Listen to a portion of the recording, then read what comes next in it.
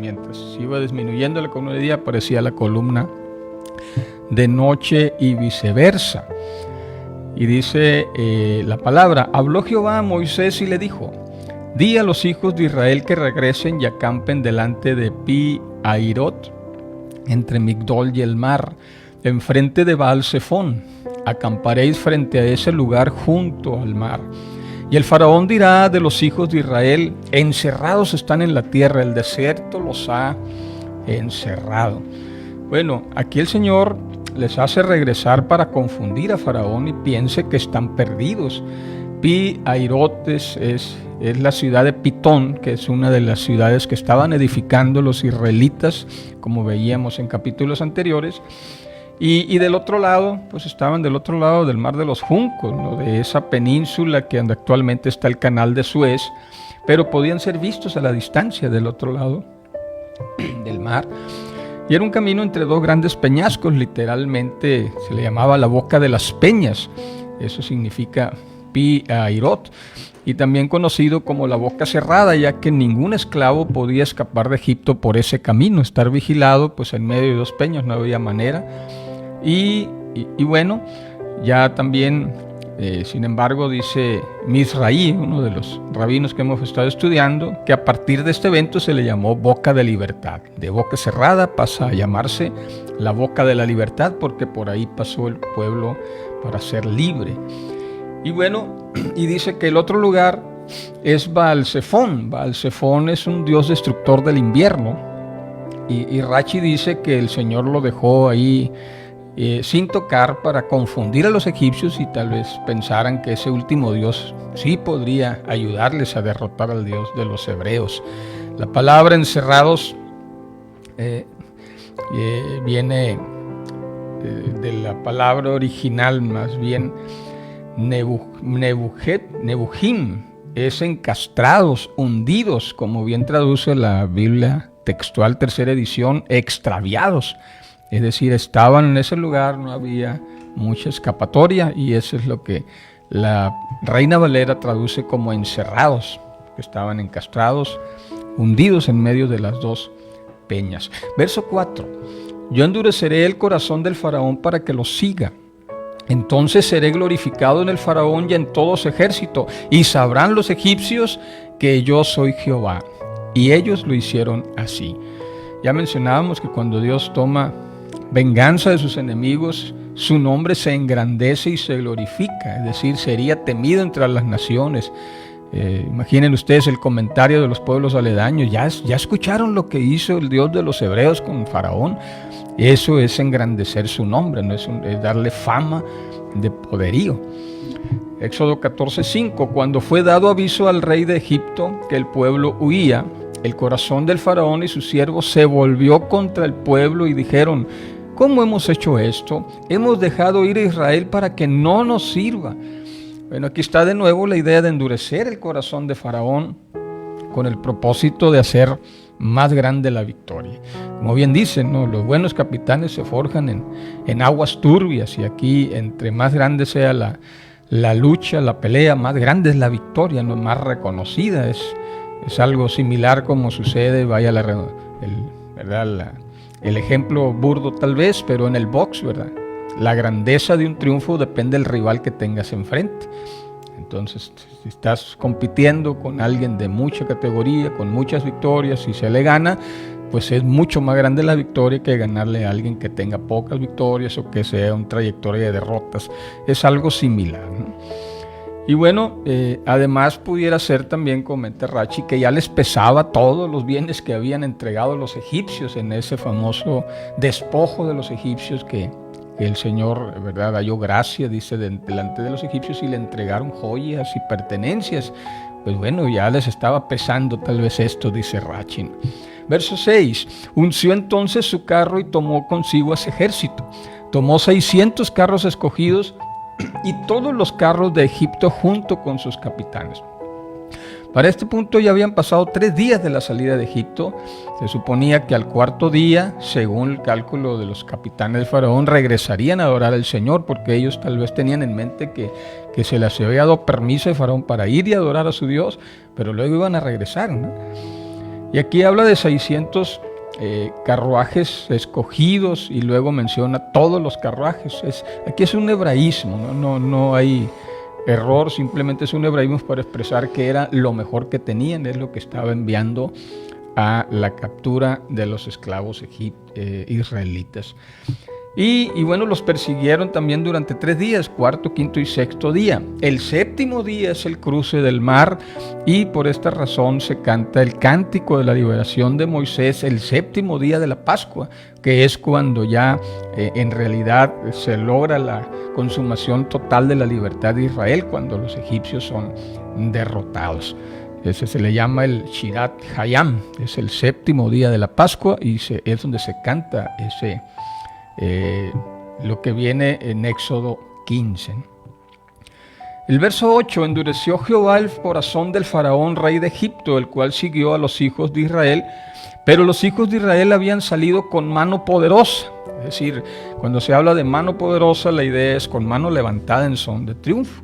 Simplemente cuando ganas algo, cualquier cosa, levantas la mano, ¿no? En señal de triunfo. Eso significa literalmente con mano poderosa.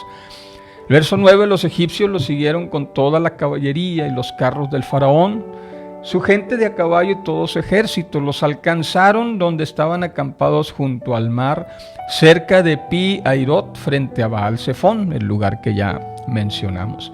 Y cuando el faraón se hubo acercado, los hijos de Israel alzaron sus ojos y vieron a los egipcios que venían tras ellos, por lo que los hijos de Israel clamaron a Jehová llenos de temor. Aquí cuando dice que Faraón se hubo acercado, los comentaristas dicen que era Faraón mismo el que los perseguía en uno de los carros, por eso menciona, y denota la idea de que él iba al frente del ejército, mostrando así pues también las ansias que tenía de alcanzarlos y de recuperar el honor de su nombre, que había sido humillado a la salida de los israelitas a través de las plagas, ¿no? Verso 11: dijeron a Moisés: ¿no había sepulcros en Egipto que nos has sacado para que muramos en el desierto? ¿Por qué nos has hecho esto? ¿Por qué nos has sacado de Egipto? Ya te lo decíamos cuando estábamos en Egipto: déjanos servir a los egipcios, porque mejor es servir a los egipcios que morir en el desierto.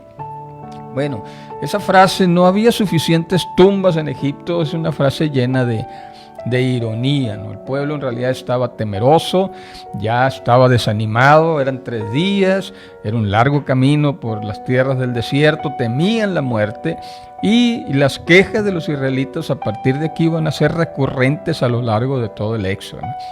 Por una u otra cosa van a estar siempre quejándose. Verso 13: Moisés respondió al pueblo: no temáis, estad firmes y ved la salvación que Jehová os dará hoy, porque los egipcios que habéis visto no los volveréis a ver nunca más. Jehová peleará por vosotros y vosotros estaréis tranquilos.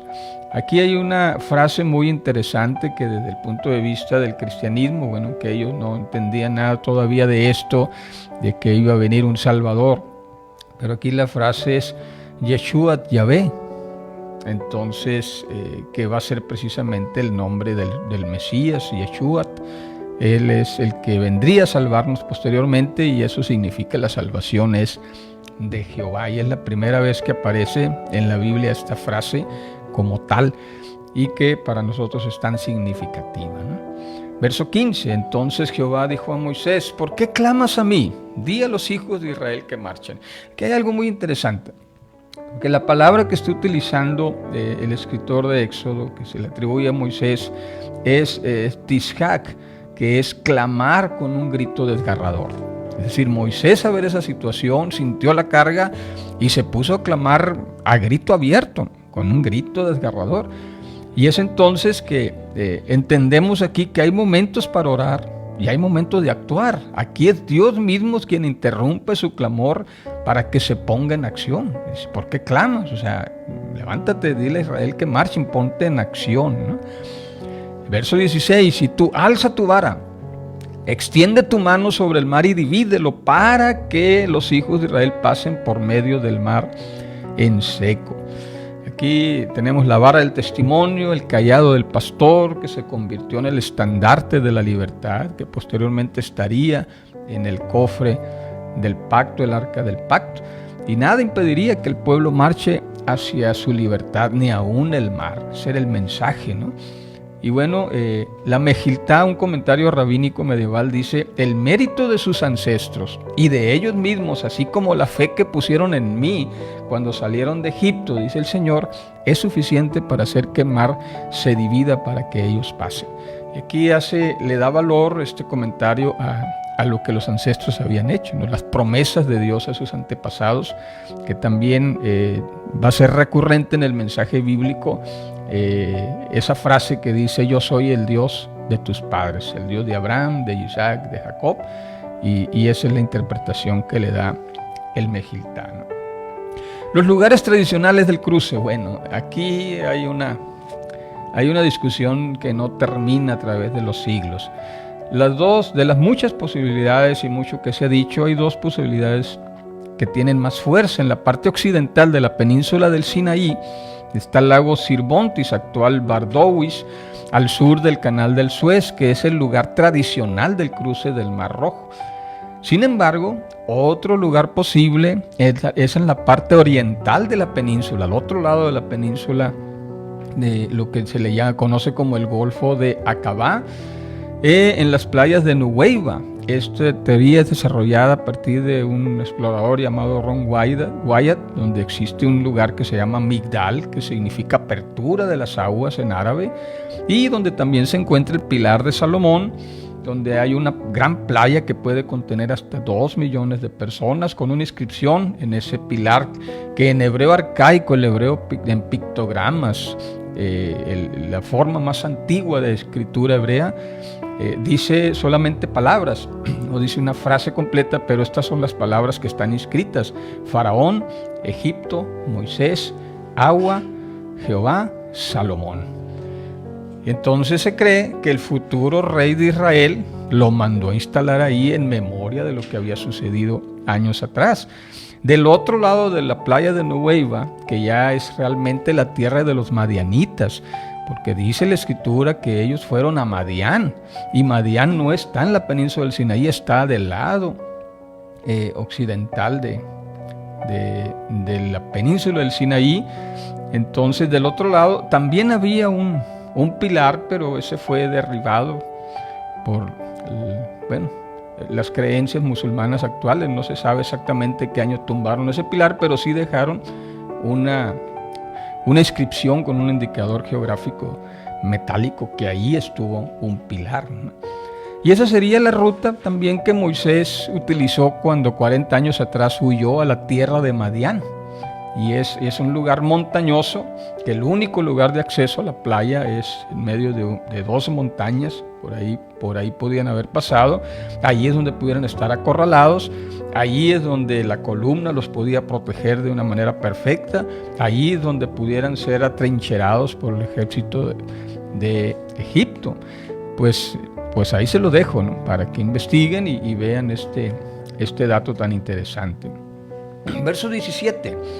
Yo endureceré el corazón de los egipcios para que los sigan. Entonces me glorificaré en el faraón y en todo su ejército, en sus carros y en su caballería. Y sabrán los egipcios que yo soy Jehová cuando me glorifique en el faraón, en sus carros y en su gente de a caballo. Y el ángel de Dios que iba delante del campamento de Israel se apartó y se puso detrás de ellos. Asimismo la columna de nube que iba delante de ellos se apartó y se puso a sus espaldas, e iba entre el campamento de los egipcios y el campamento de Israel, para ellos era una nube tenebrosa, pero a Israel lo alumbraba de noche. Por eso en toda aquella noche nunca se acercaron los unos a los otros. Iba a ser una larga noche. Y aquí lo que describe la escritura, el ángel de Dios, el Malach, Elohim, era un mensajero del Señor, que en este caso no era de la categoría de los destructores, no era la categoría de los guerreros, de los Malach Gibor, sino que era un ángel protector, era su función. No atacó a los egipcios, solamente protegió al pueblo.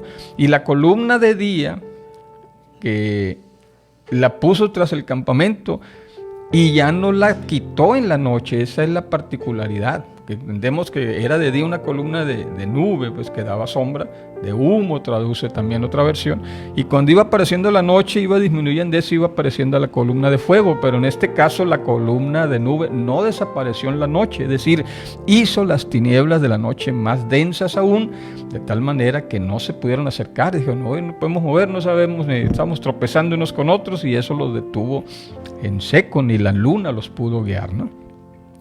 Verso 21, Moisés extendió su mano sobre el mar e hizo Jehová que el mar se retirara por medio de un viento recio oriental que sopló toda aquella noche. Así se secó el mar y las aguas quedaron divididas. Este viento oriental, o viento del este, es mencionado también por el profeta Oseas, capítulo 13, verso 15. Dice, vendrá el viento del este, el viento de Jehová que sube del desierto. Es el más fuerte de los vientos, aunque en esta ocasión fue algo sobrenatural. Ezequiel también lo menciona en el capítulo 27, verso 26. En aguas profundas te anclaron tus remeros, el viento del este te quebrantó en medio de los mares. Entonces, siempre en esa región del mundo, el viento que sopla del este es el viento más poderoso. Pero en esta ocasión, pues, fue algo sobrenatural la manera en que sopló, ¿no? Verso 22.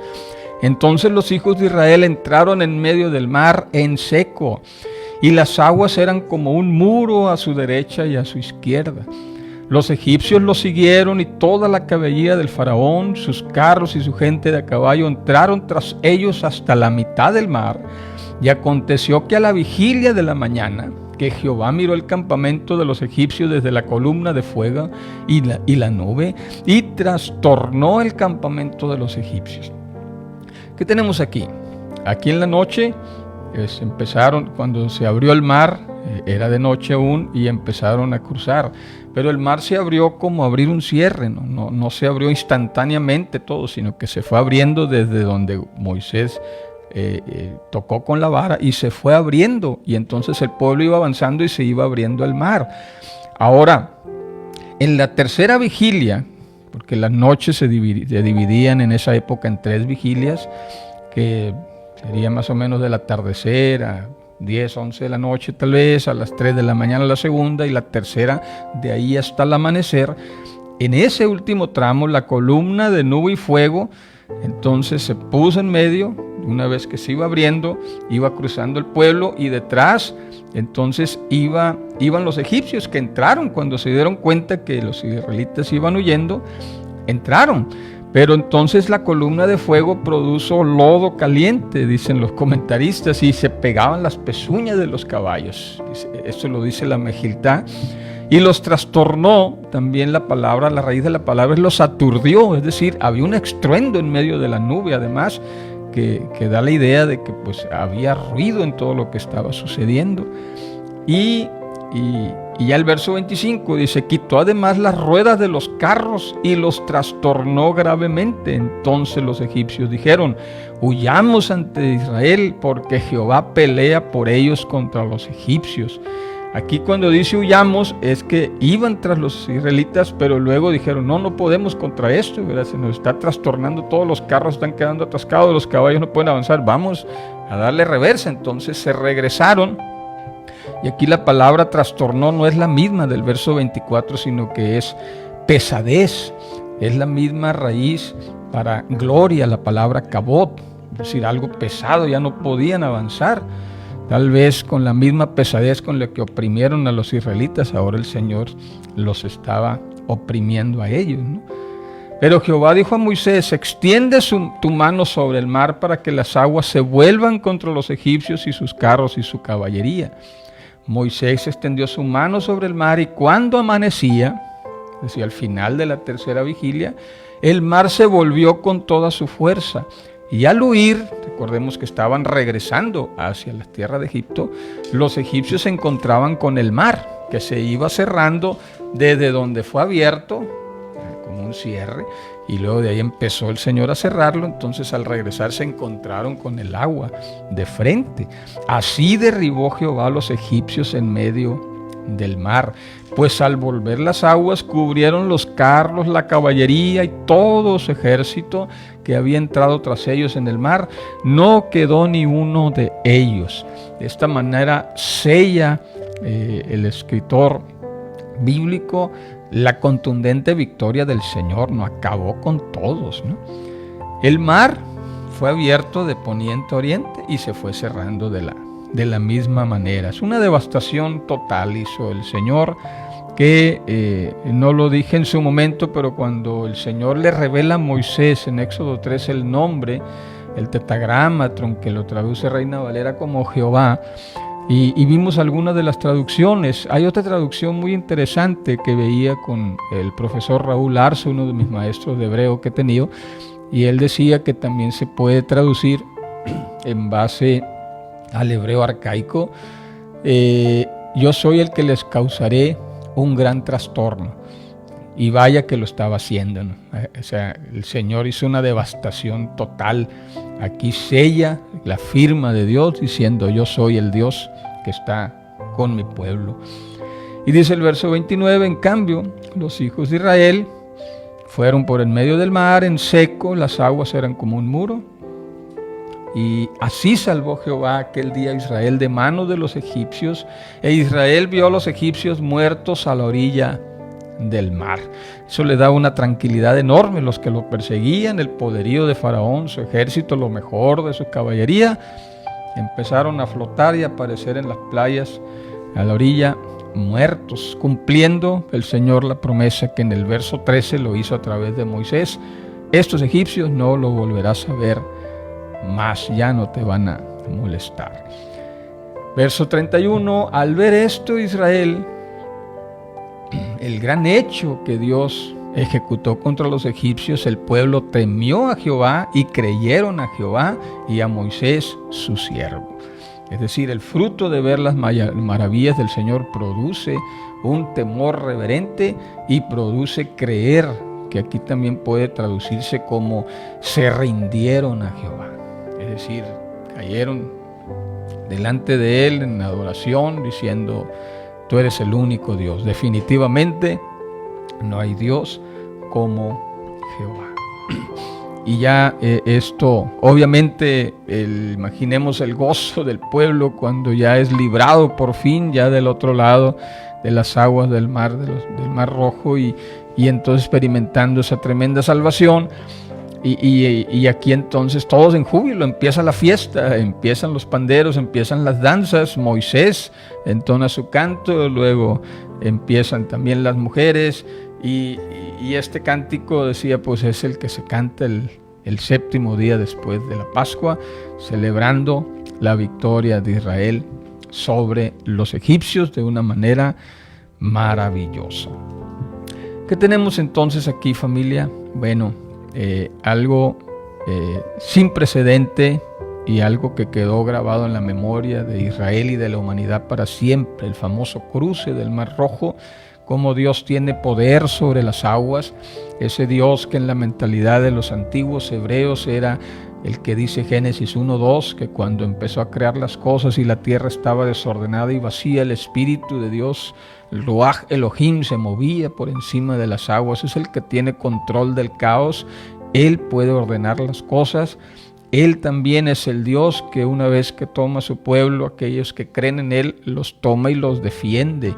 Y envía a los ángeles a favor también, porque aquí dice que envió al ángel para proteger al pueblo. Y esto lo vamos a ver de aquí en adelante en el Éxodo, cómo Dios cumplió la promesa, como veíamos también en el programa pasado, que nos dijo el Señor cuando eran 600,000 menos uno: yo me incluiré en el número para que sean 600. Yo voy delante de ustedes. Si Faraón estuvo dispuesto a ir adelante de su pueblo para destruirlos, yo también voy adelante para defenderlos. Ese es el Dios en el que hemos creído, y en medio de toda circunstancia y problema, que es lo que también representa el mar, el caos, lo caótico, el desorden, pues Dios nos hace cruzar por en medio de ello. Esto va a ser un símbolo poderosísimo para el cristianismo, que después lo va a relacionar, que así como Moisés, ¿verdad?, cruzaron el mar, también menciona una alusión al bautismo, fueron bautizados en la nube que estaba en la columna de día y en el mar.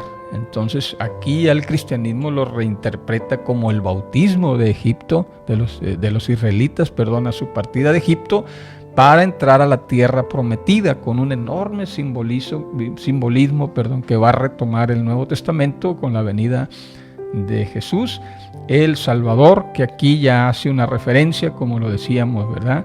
Yeshua, Yahvé, Él es el Salvador, la salvación viene de Jehová. Así que familia, pues estemos tranquilos, ¿verdad? Y pensemos en esto y el Señor, no importa las aguas que esté surcando y qué tan difícil, los problemas que estés pasando, Dios tiene el control. Confía en Él, clama a Él y Él te va a ayudar. Y bueno, quiero por último agradecer, el día viernes el Señor me concedió llegar a cumplir años de nuevo. Bueno, y se lo voy a dejar de tarea, 50 y más, ¿verdad?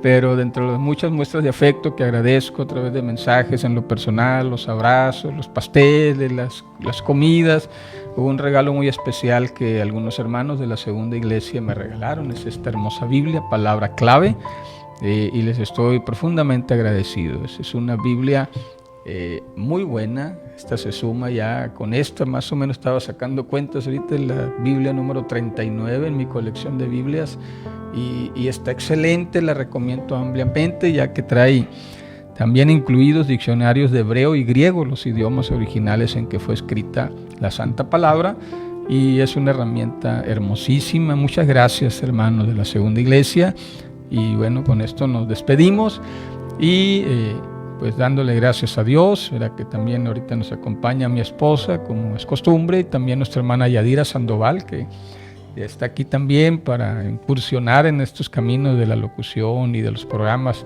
Así es que luego vamos a estar escuchándola por aquí, y agradeciendo también a Cristian nuevamente en los controles, que estuvo con nosotros. Y nos despedimos, familia, los amamos. Soy el pastor Jorge Solano de la Segunda Iglesia Apostólica de Obregón. Ánimo, que el Señor los bendiga. Y desde también Radio Vida queremos felicitar a nuestro pastor Jorge Solano, que pues el viernes cumpleaños, así que gracias. Vamos a ponerle las mañanitas ahorita para festejarlo, ¿verdad? Vale, levantar las manos en alto. No podemos dejar pasar este momento, así que Gracias.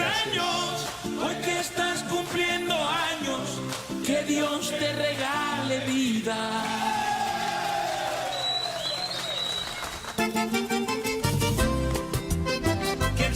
muchas felicidades a nuestro hermano Jorge Solano.